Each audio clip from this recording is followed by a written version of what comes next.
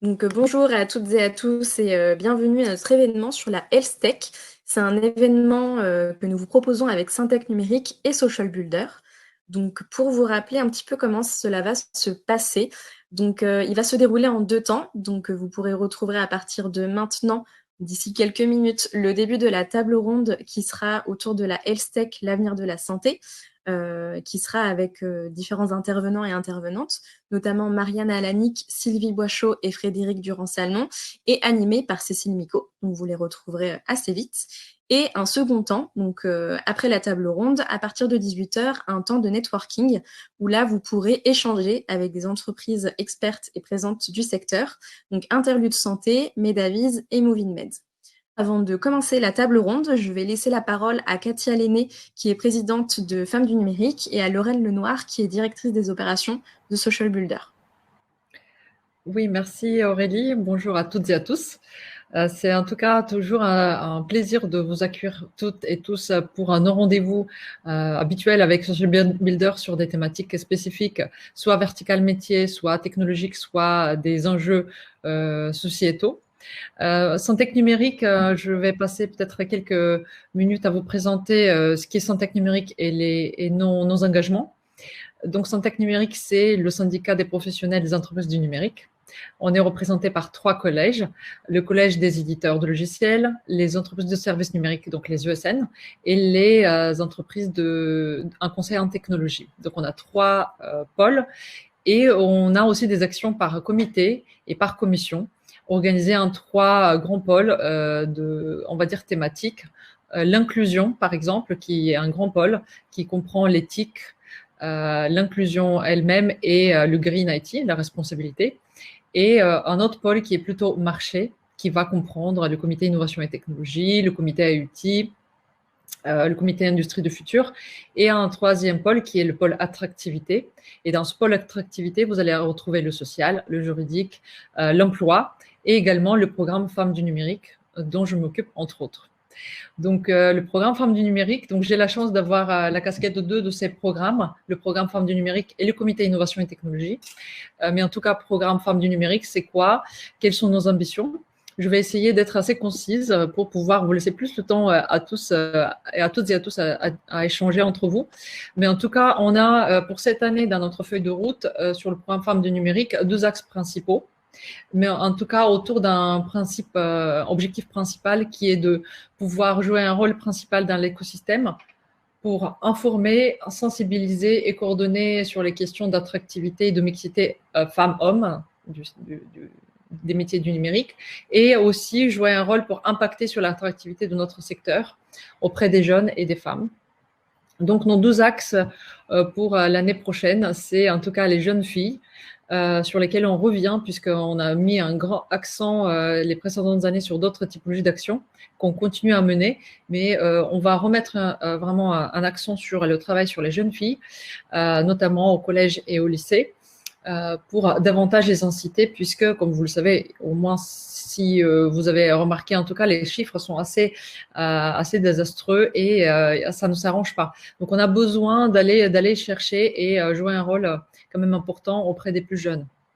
Et le deuxième axe de notre programme, c'est on va jouer sur l'empowerment femmes business et aussi l'engagement au sein des entreprises et les engagements des hommes et l'implication des hommes par rapport au rôle des femmes qui peuvent jouer dans les entreprises du numérique. Et en tout cas, un de nos objectifs aussi, c'est de continuer à travailler avec Social Builder sur le troisième axe qui continue, lui, à suivre un fil rouge sur les dernières années, c'est le travail sur la reconversion professionnelle et nos actions qu'on mène ensemble. Donc, aujourd'hui, c'est un des événements sur lesquels on est ensemble. Donc, je passe la main pour la suite, pour qu'effectivement, Lorraine puisse vous expliquer plutôt les actions Social Builder. Merci Katia. Bonjour à toutes et à tous. Écoutez, je suis ravie de vous retrouver ici pour la dernière table ronde de l'année que nous menons dans le cadre de notre partenariat avec Syntec Numérique. Donc, par an, on a une programmation assez intense de rendez-vous pour donner envie aux femmes de se diriger vers le numérique et également pour qu'elles puissent monter en compétences sur des thématiques porteuses du numérique. Mais évidemment, ces événements sont de toute façon ouverts à la fois aux femmes et aux hommes et vous êtes nombreux dans la salle à nos côtés. Quelques mots sur Social Builder pour ceux et celles qui ne nous connaissent pas forcément encore. Donc, Social Builder, nous, on est des experts de la formation et de l'accompagnement des femmes vers le numérique. Notre raison d'être, c'est véritablement le fait que du coup, aujourd'hui, il y a encore trop peu de femmes dans les métiers du numérique, alors que ce sont des métiers qui recrutent, où il y a énormément d'opportunités et où il y a les métiers d'aujourd'hui et de demain. Donc, on mène des actions de 3 natures, des actions d'orientation, de formation, d'insertion et d'accompagnement des organisations d'inclusion. Donc, rapidement, la partie donc orientation, c'est vraiment tout ce qui est, ce sont des actions de découverte des métiers du numérique. Donc ça, c'est vraiment toute cette partie de donner envie aux femmes de s'orienter vers ces métiers et de démystifier surtout les métiers du numérique, parce qu'on se rend compte que la réalité, c'est que beaucoup de femmes aimeraient sûrement s'y diriger, mais qu'aujourd'hui, il y a une perception et un a priori sur les métiers du numérique avec beaucoup qui font que les femmes n'ont pas envie de s'y orienter. La deuxième partie, c'est la formation. Donc, nous sommes un organisme de formation où on mène des formations à la fois via des programmes courts, mais également des programmes de reconversion qui sont des formations certifiantes et diplômantes pour des femmes qui souhaitent se reconvertir vers le numérique. On forme des femmes de tout âge et ensuite qu'on accompagne dans leur retour à l'emploi. Donc, on a 85% de femmes qui retrouvent un métier suite à notre accompagnement, donc la formation et ensuite tout notre accompagnement d'insertion. Et enfin, on travaille aussi avec donc, les entreprises et les organisations où on les accompagne pour être plus inclusives et pour que du coup, elles créent les conditions pour que les femmes restent durablement dans ces organisations-là. Et notamment, on a lancé avec Syntec Numérique, donc l'année dernière, un manifeste en faveur de la reconversion des femmes dans les métiers du numérique, où aujourd'hui, on a pratiquement 150 signataires et sur lequel on aura d'ailleurs l'année prochaine, je vous donne déjà un petit teaser, on aura des actions à vous partager en début d'année sur lesquelles nous sommes actuellement en train de travailler avec Syntec Numérique. Donc aujourd'hui, toutes ces actions, donc les femmes rejoignent notre communauté et donc ça, c'est vraiment, ça fait partie on continue d'accompagner les femmes pour qu'elles montent en compétences. On a une communauté de à peu près 40 000 membres et qui peut se retrouver via des événements comme celui-ci, des webinars, des événements en distanciel. Et donc là, celui-ci, aujourd'hui, c'est le 4e événement de l'année. On en a eu un autour de la reconversion au début d'année, un autour de la cybersécurité au mois de juin. Le mois dernier, un événement autour de une table ronde autour de la data et celle-ci pour clôturer l'année, la Health Tech. Et je vous annonce déjà que l'année prochaine, début février, donc nous aurons une table ronde sur la Tech for Good. Donc, on vous enverra des infos à ce sujet-là, mais notez déjà que début février, voilà, on pourra se retrouver. En tout cas, je vais donner la parole directement à nos intervenants qui donc du coup vont lancer cette table ronde. Donc bonne table ronde et puis on se retrouvera sûrement tout à l'heure dans le deuxième temps de networking. Profitez-en bien. On peut commencer. Bonjour à tous. Donc, avant de lancer cette table ronde, je vais peut-être laisser chacun et chacune se présenter. Je vais présenter en dernier. Donc, Marianne. Alors, bonjour à toutes et à tous, je suis Marianne Alanic, je suis consultante indépendante et formatrice au sein de ma société Altena. J'accompagne les organismes qui ont des projets d'intelligence artificielle dans la santé. Bonjour à toutes et à tous, je suis Sylvie Boischaud, je suis présidente et cofondatrice de MovingNet, qui est une entreprise qui a 5 ans et qui s'intéresse à l'optimisation des parcours de soins. Bonjour à tous et merci pour cette invitation. Je suis Frédéric Durand-Salmon, je suis le fondateur et président de la société BePatient, qui est un éditeur de plateformes dites de e-santé, centrée sur le patient, comme l'indique le nom de l'entreprise, et qui existe depuis une dizaine d'années et qui gère des projets de recherche clinique d'un nouveau type et également de parcours de patients et de télésurveillance des patients. Moi-même, Cécile Nico, je suis Key Account Manager sur le secteur santé pour Altran. Et en 25 ans de carrière, enfin plus de 20 ans de carrière, disons, j'ai exercé diverses fonctions avec une formation scientifique d'ingénieur. J'ai commencé par des fonctions de R&D pour évoluer vers du conseil, du solution manager et aujourd'hui des fonctions commerciales dans des entreprises comme des éditeurs, des ESN ou cabinets de conseil. Donc, voilà, pur exemple de la diversité des métiers qu'offre le numérique pour les femmes. Avant de laisser la parole aux différents intervenants, je propose de préciser ce qu'on désigne par la Health Tech, parce que c'est peut-être pas évident pour tout le monde. Donc, ce sont des entreprises innovantes qui proposent des nouveaux produits, des nouveaux services, aussi bien dans le domaine de la biotechnologie, donc là on parle de radiothérapie et immunothérapie de ce type de traitement, que de la medtech, donc les équipements et dispositifs médicaux, ou encore du digital, donc qui regroupe ce qu'on appelle e-santé, santé connectée, santé digitale.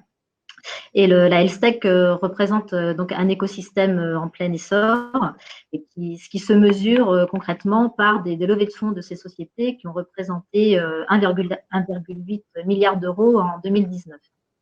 Et donc, au cours de cette table ronde, nous allons évoquer le contexte de la santé, la transformation digitale de la santé, les opportunités marché que ça représente pour ces entreprises, mais aussi les difficultés rencontrées par ces sociétés, et pour finir sur les évolutions des métiers, les métiers proposés. Donc, en termes de transformation digitale, mais Frédéric, le marché français de la santé digitale devrait atteindre 4 milliards d'euros en 2020. Donc, peux-tu ce qui est le reflet effectivement d'une transformation notable du système de santé, peux-tu nous en dire davantage sur cette transformation digitale ? Oui, alors la transformation digitale, c'est un grand mot. Je dirais que par la health tech, il est clair que la health tech est un moteur. Il faut surtout imaginer qu'on va donner de plus en plus de fonctions, et de rôles et d'importance aux patients. Et c'est le patient qui, grâce à ces nouveaux outils, ces nouvelles technologies, va pouvoir permettre cette transformation qui, à mon avis, n'est pas que digitale, elle est aussi évidemment humaine, sinon elle ne fonctionnera pas. Donc, je dirais que comme les autres secteurs de l'industrie, la santé fait sa mue. La santé, c'est une énorme industrie, très prospère, mais très conservatrice, ce qui explique aussi peut-être pourquoi la transformation, elle met un petit peu plus de temps à se faire. Pour autant, on peut considérer que c'est vraiment engagé depuis quelque temps. Moi, ça fait à peu près une vingtaine d'années que j'opère dans ce secteur. Mon entreprise actuelle, 10 ans, donc j'ai vu l'évolution en 10 ans. Et je dirais que depuis 2-3 ans, on sent quelque chose frémir. Le digital, il est clair qu'il apporte de fantastiques opportunités, mais qu'il va falloir maîtriser. C'est complexe la santé, c'est pas que digital, c'est, comme je l'ai dit précédemment, c'est aussi beaucoup d'humains, et qu'il va falloir évaluer pour évaluer les bénéfices qu'on va apporter, les bénéfices évidemment, les bénéfices médicaux, les bénéfices cliniques, les bénéfices sociologiques, et puis les bénéfices économiques ou médico-économiques. Alors, tout ce que ça pourra apporter pour le patient, notamment dans sa qualité de vie. On parle évidemment de patients qui ont des maladies chroniques, le vieillissement de la population, donc on a des vrais enjeux sociétaux à gérer dans les années à venir. Tout ce que ça va pouvoir apporter aux aidants, dont on commence à parler un peu plus et de plus en plus, et heureusement d'ailleurs, parce qu'ils jouent un rôle fondamental dans l'univers de la santé. Et puis évidemment, la manière d'apporter des choses aux soignants, à tous les soignants médicaux, paramédicaux, de l'hôpital et de la ville, qui, je dirais, gravitent autour du patient. Alors tout ça, c'est l'émergence de nouveaux besoins, de nouveaux services, de nouveaux produits pour, je dirais, tout l'écosystème de la santé. Donc, c'est évidemment difficile de résumer tout ça en 2 minutes, mais j'insiste sur le fait que c'est une innovation technologique extraordinaire. On va parler après d'intelligence artificielle, on parle d'IoT, enfin d'objets connectés, on parle d'algorithmes, on parle de tout ce qui va faire qu'on peut maintenant améliorer les parcours. Je crois que Sylvie en parlera ensuite. Donc, on peut réinventer de nouveaux parcours, une nouvelle manière de prendre en charge des patients, de faire de la prévention primaire, de faire de la prévention secondaire, c'est-à-dire d'imaginer pour des gens malades de maladies chroniques, comment les accompagner le mieux possible au long cours. C'est aussi la possibilité, évidemment, de coordonner beaucoup mieux les soins, la prise en charge, en amont et en aval, et éventuellement des passages hospitaliers. Et puis, on le dit, c'est aussi la possibilité d'aller vers une médecine dite plus personnalisée.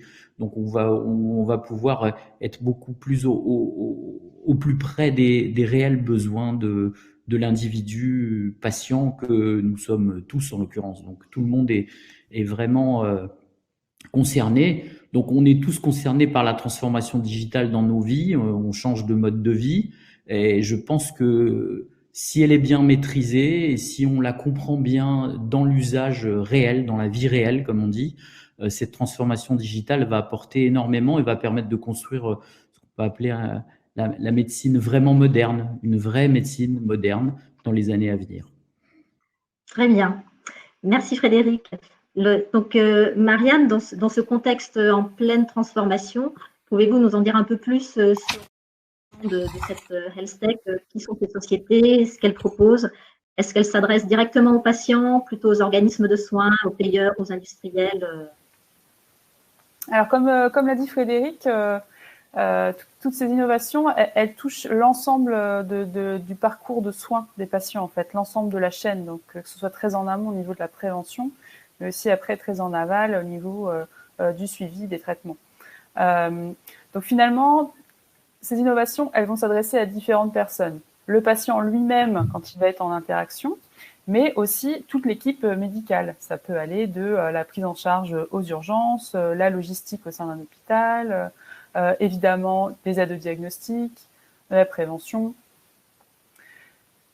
Si on a des objets connectés, on peut avoir des applications mobiles, tout un tas de dispositifs médicaux qui vont utiliser ces technologies.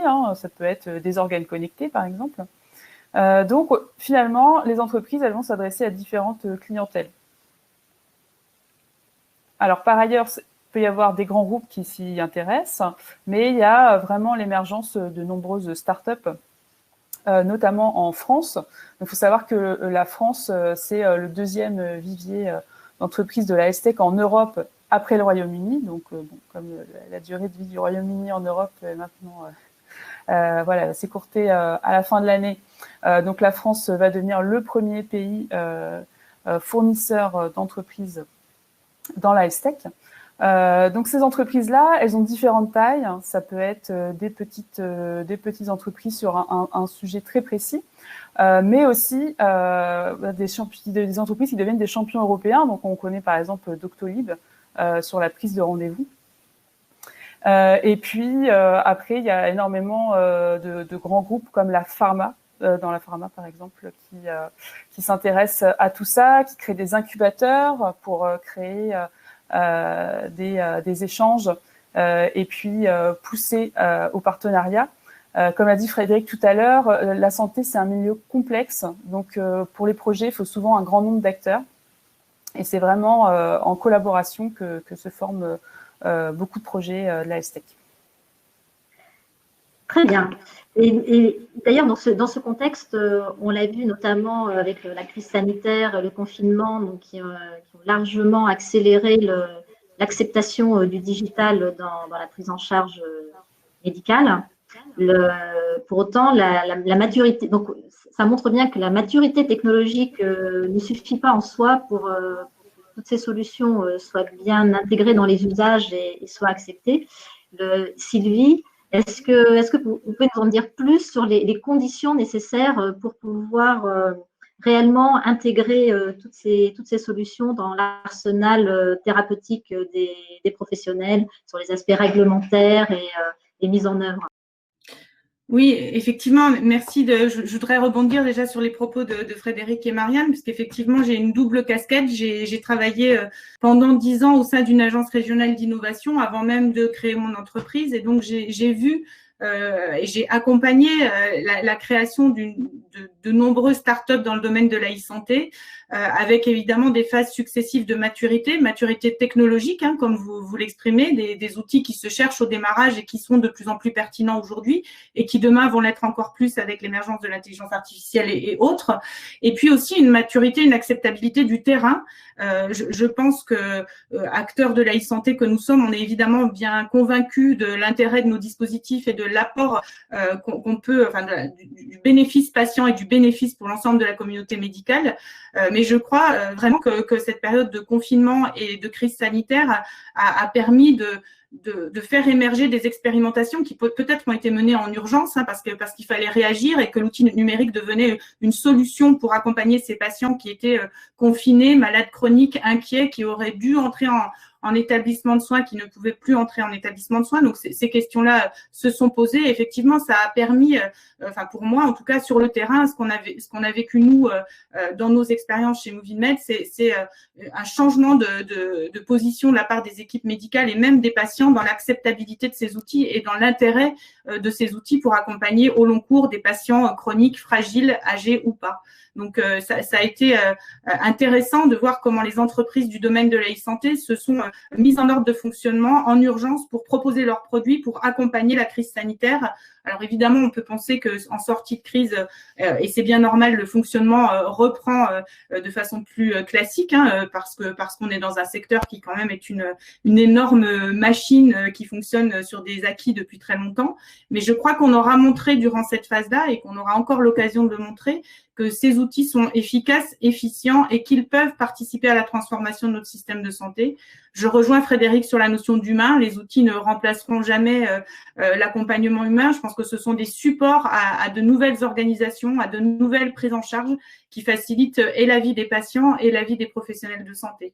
Et donc, pour revenir sur la partie réglementaire, évidemment, on a vu apparaître un nombre important d'entreprises dans ces domaines-là qui pour la plupart, développent des applications, des outils dédiés de suivi au domicile ou autres. Et effectivement, la réglementation s'en est mêlée avec une évolution pour cette partie très digitale de la réglementation dans le domaine des dispositifs médicaux qui aujourd'hui donne un cadre, un périmètre d'action. Et c'est bien normal puisqu'on traite des données extrêmement sensibles, on traite de la relation entre une équipe médicale et un patient à distance. Donc encadrer de façon réglementaire ces outils me paraît être absolument indispensable. Aujourd'hui, on voit que les entreprises de la e-santé sont sensibilisées à ces problématiques de qualité et de réglementation. Et je crois que même si c'est une contrainte parce que c'est complexe à mettre en place quand on est une entreprise de petite ou de moyenne taille, évidemment, c'est important. Ça va nous aider tous à montrer que ces outils sont de véritables outils médicaux à disposition des équipes et des patients pour transformer notre système de santé. Oui, donc on parle bien de l'arsenal thérapeutique qui s'étoffe, donc des nouveaux outils à disposition des professionnels de santé, comme les outils classiques. Et justement, pour faire un petit focus sur l'intelligence artificielle qui génère autant d'espoir que d'inquiétude, Marianne, est-ce que vous pouvez nous en dire un peu plus sur ce qui est réellement utilisé aujourd'hui en routine en termes de solutions mettant en œuvre de l'intelligence artificielle? Est-ce que c'est réellement implémenté dans les solutions qui sont utilisées? Et quels sont les freins qui demeurent? Et comment se positionne la France par rapport aux autres pays et par rapport à l'acceptation de l'intelligence artificielle et les freins qu'on peut rencontrer? Alors, pour répondre à la première question, effectivement, l'intelligence artificielle est utilisée aujourd'hui. C'est pas uniquement quelque chose qui va se passer dans le futur, une perspective qu'on espère ou qu'on redoute. C'est des outils qui sont utilisés aujourd'hui dans le parcours de soins. Donc, ce qui est le plus connu aujourd'hui, c'est peut-être l'aide au diagnostic, donc notamment en imagerie, qui était un des premiers domaines à s'emparer de ces techniques. Aujourd'hui, on a vraiment de belles entreprises en France qui vont faire du diagnostic, par exemple, au niveau de l'IRM cérébral, que ce soit pour des actions routinières de segmentation en fait sur des images, mais aussi pour des maladies très précises, par exemple Pixil au niveau de la sclérose en plaques.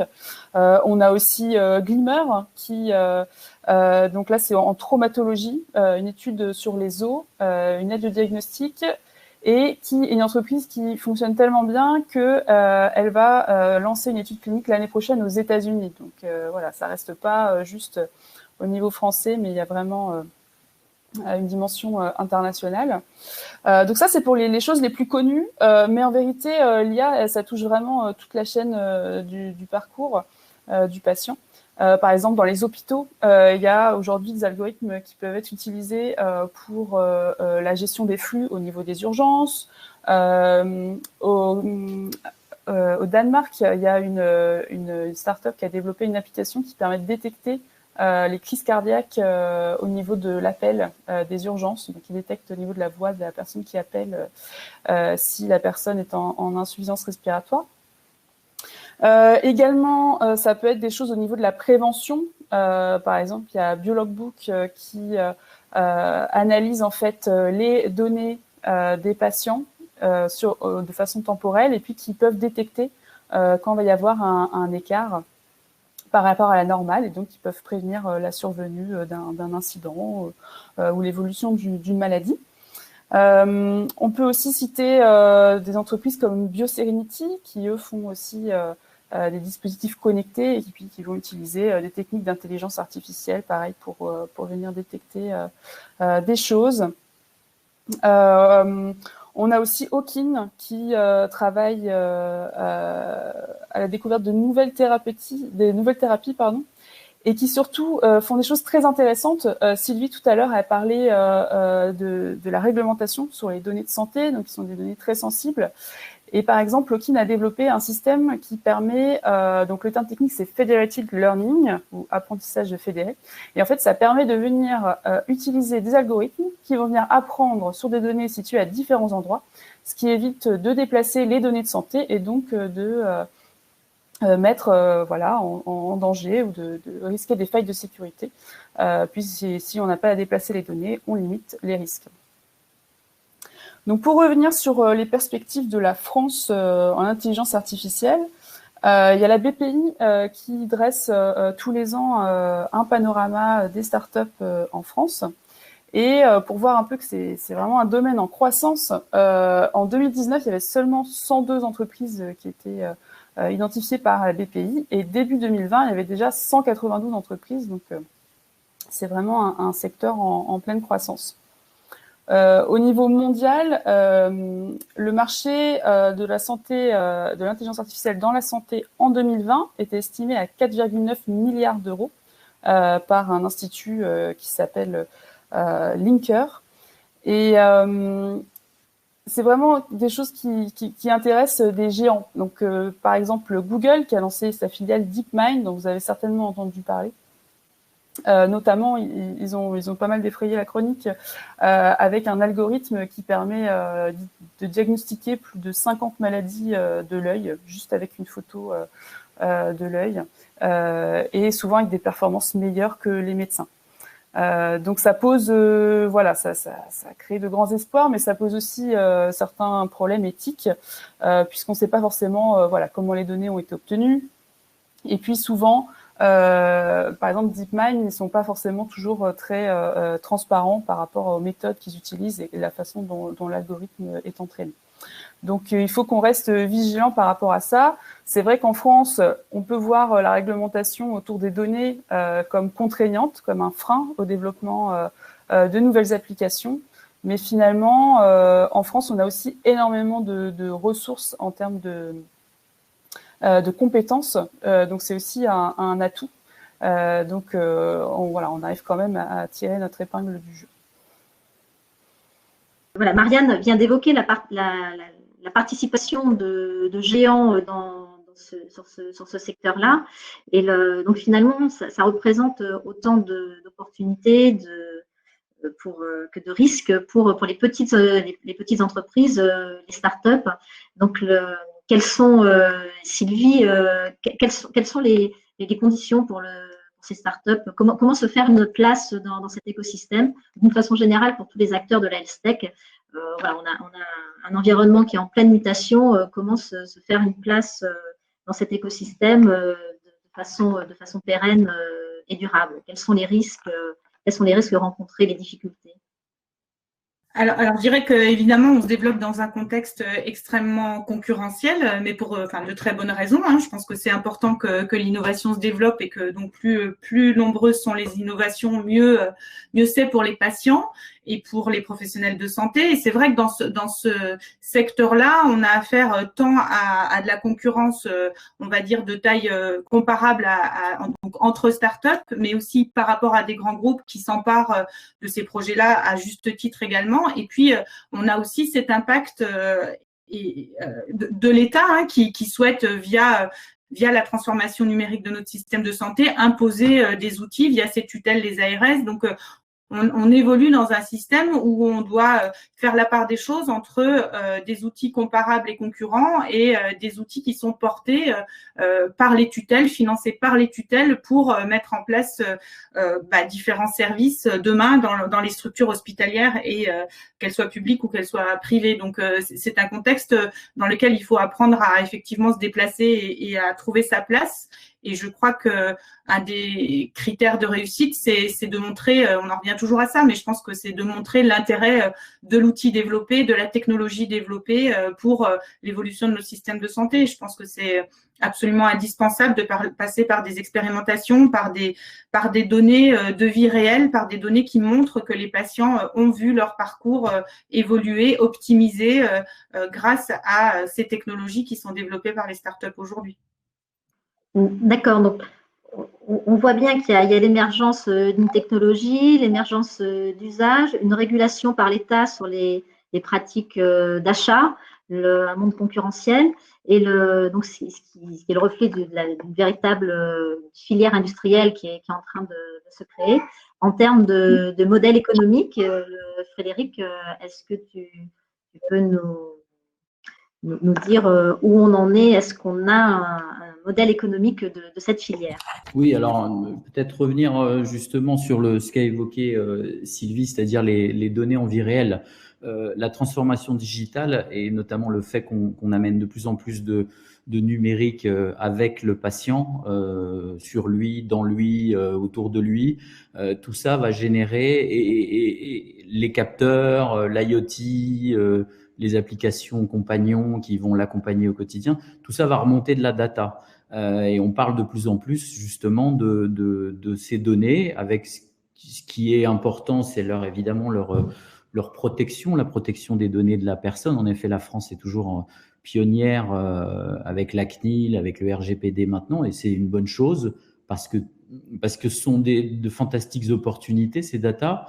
C'est de nouvelles connaissances que les évaluateurs, les chercheurs n'ont pas aujourd'hui. Ils commencent à les avoir. Donc, ça amène énormément de connaissances sur la réalité, en fait, ce qui se passe dans la vie des patients. Et les menaces, elles ont été exprimées, évidemment. On les connaît tous dans l'ensemble de l'usage des applications mobiles.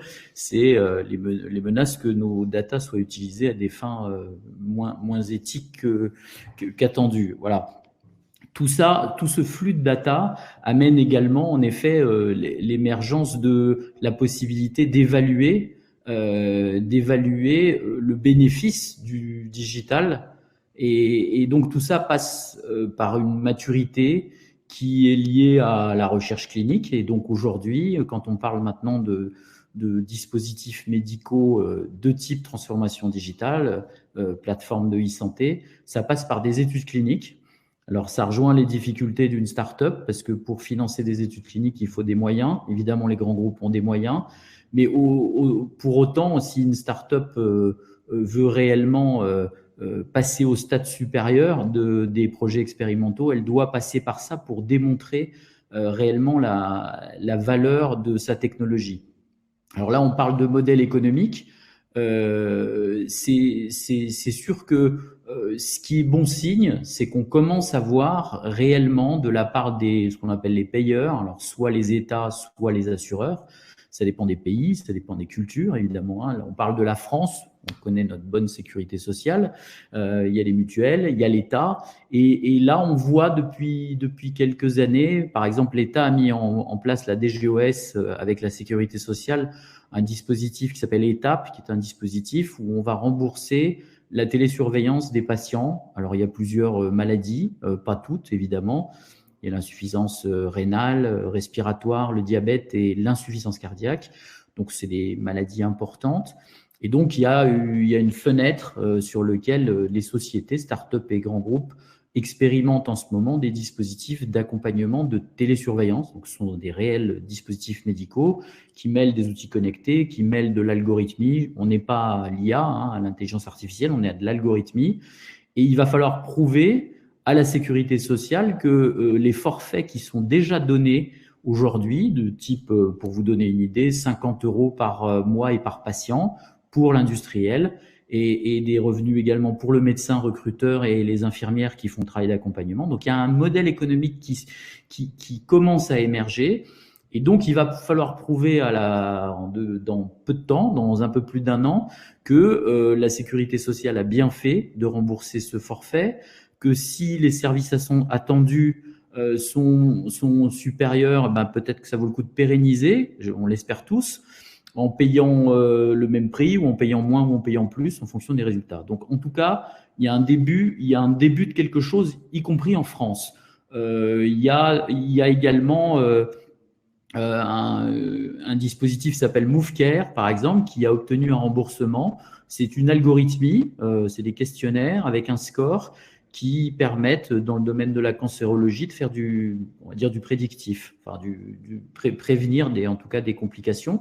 Et là encore, il y a un modèle économique, il y a un remboursement qui a été mis en place depuis pas longtemps. Ça, c'est pour la France.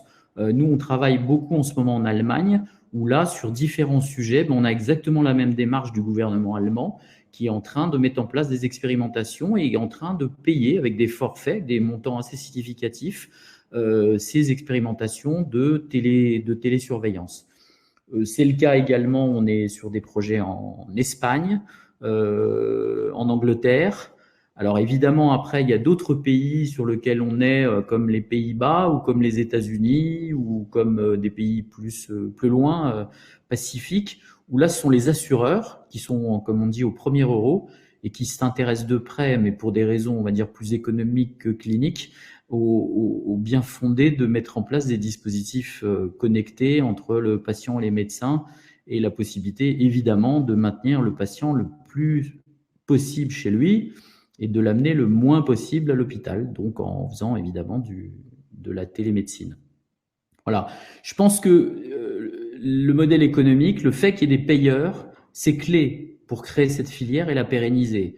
Parce que depuis 10 ans, on voit des expérimentations, on voit des subventions, on voit beaucoup de choses, notamment des différentes tutelles, mais je dirais que ça saupoudre, ça saupoudre. Alors, il faut passer par l'expérimentation, mais je dirais que maintenant, si on veut vraiment créer une filière industrielle, il faut démontrer la valeur d'usage de ce produit pour le patient et pour les soignants. Et si c'est le cas, avec une valeur économique, eh bien, on va réellement créer une vraie filière industrielle. Et je pense que c'est bien engagé, mais ça va prendre encore un peu de temps. D'accord.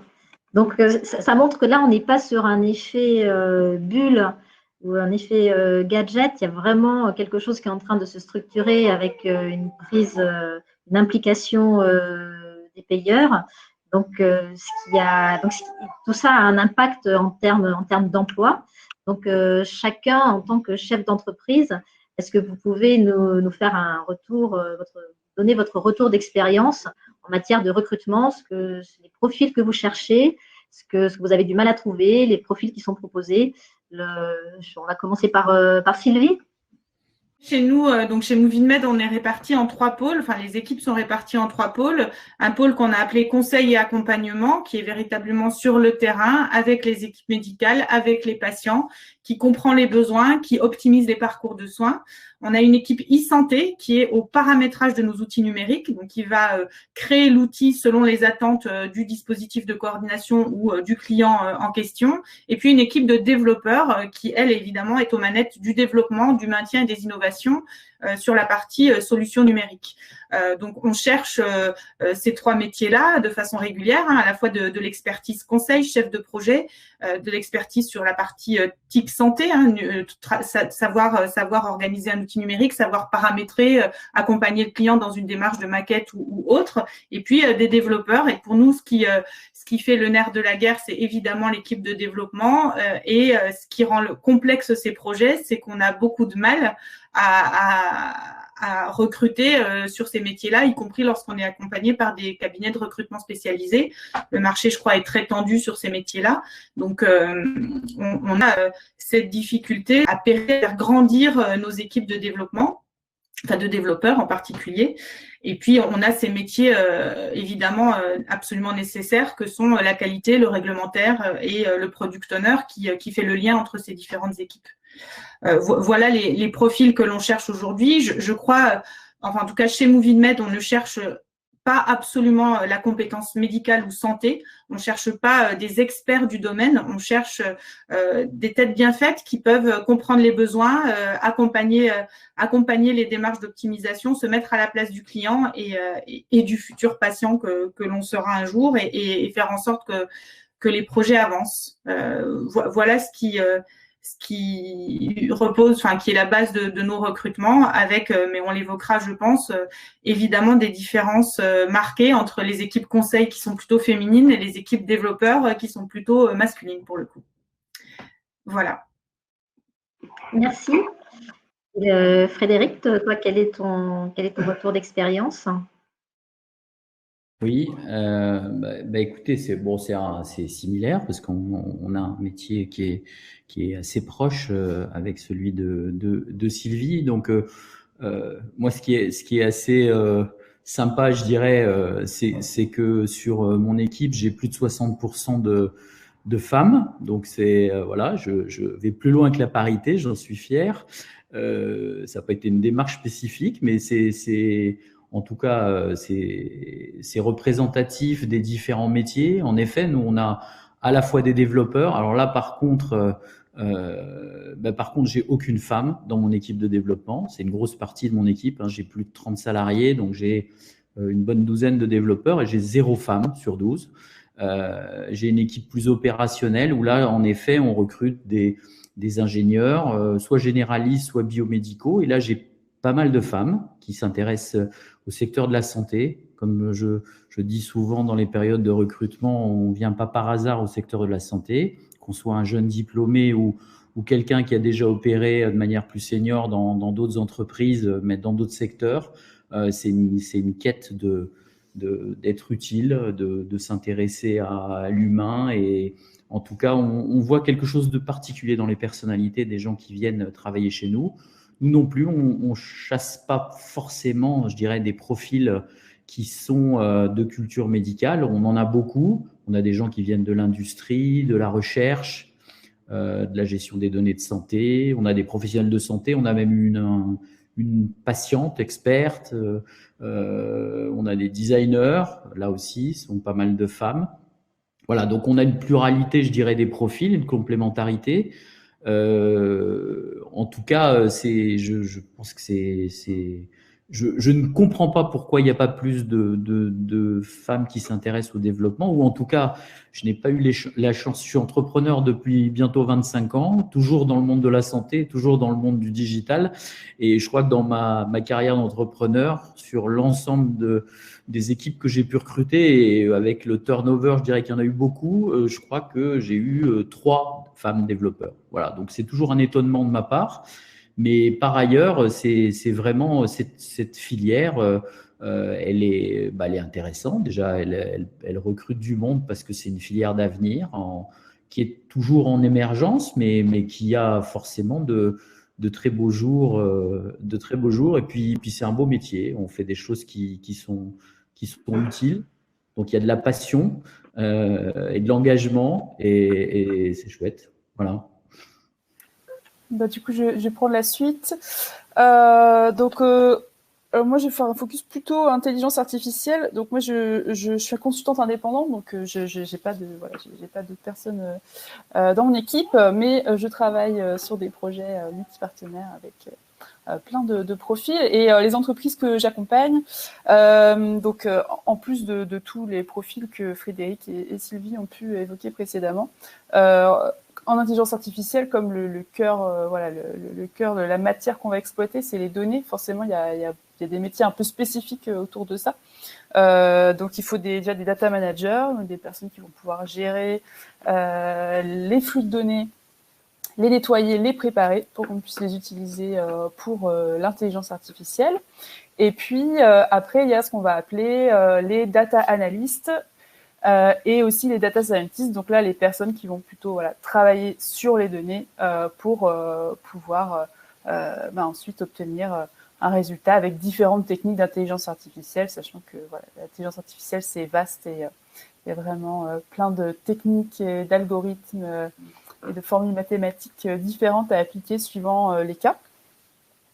Donc, il est vrai que dans les data managers et les data scientists, tout comme les développeurs, c'est assez masculin pour l'instant, mais ça change. Et pour avoir travaillé dans d'autres environnements informatiques hors santé, il y a quand même un petit peu plus de femmes, même si c'est pas énorme dans ces métiers-là, appliqués au secteur de la santé que par exemple dans l'industrie un peu plus classique.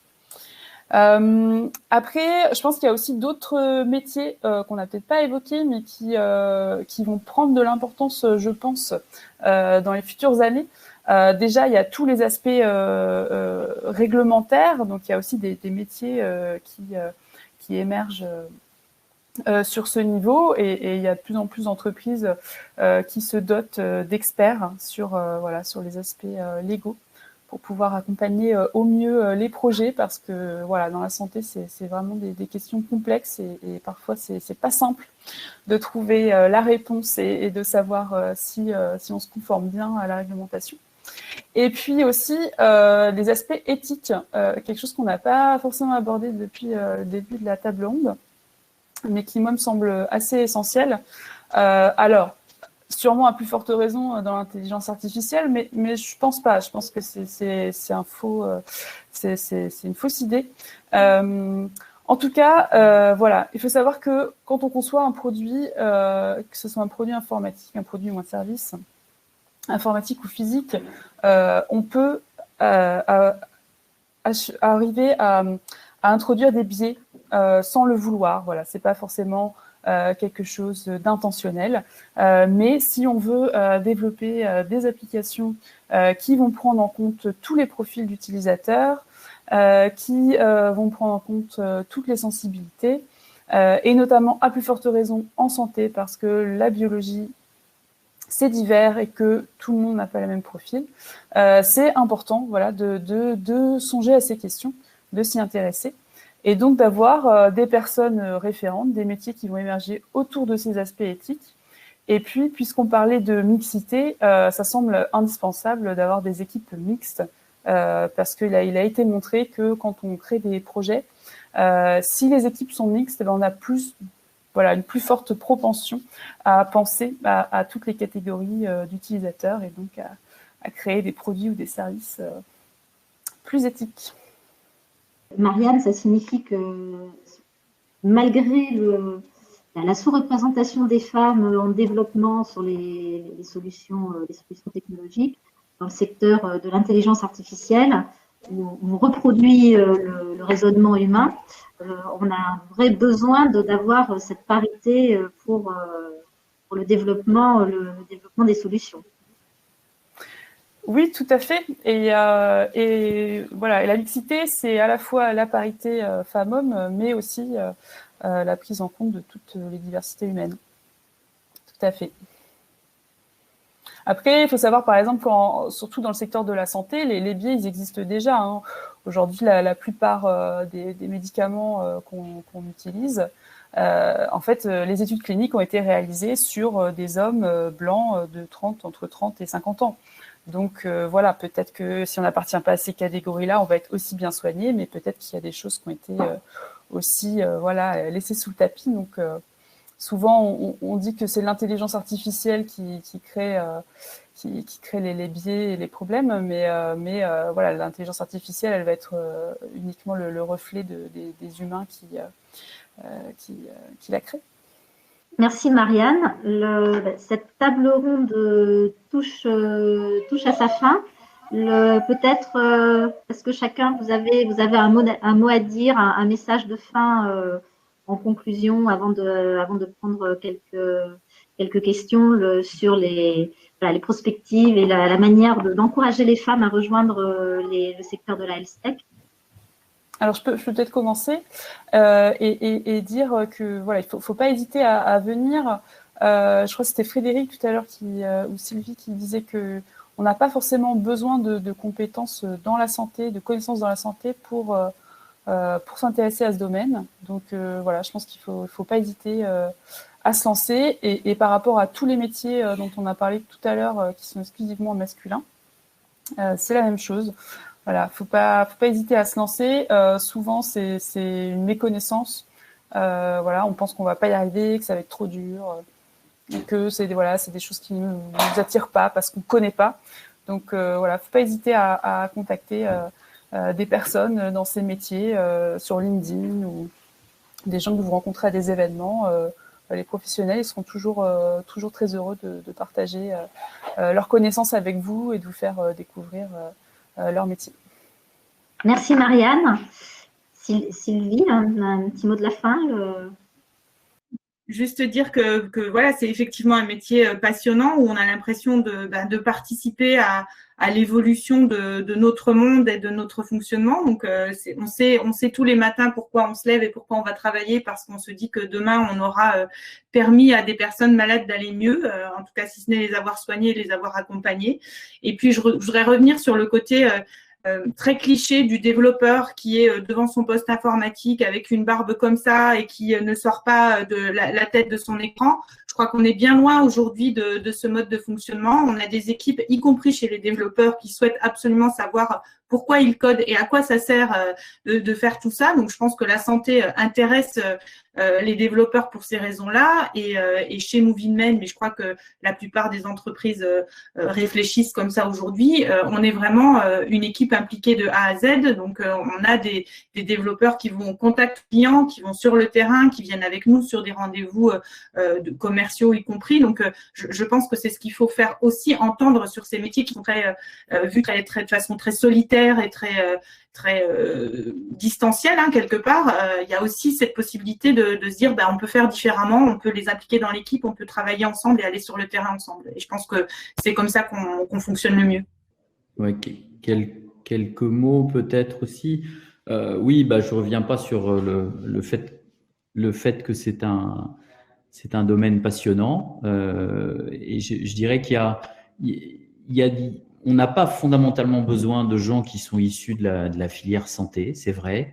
On a besoin de gens passionnés qui ont envie d'inventer la santé de demain.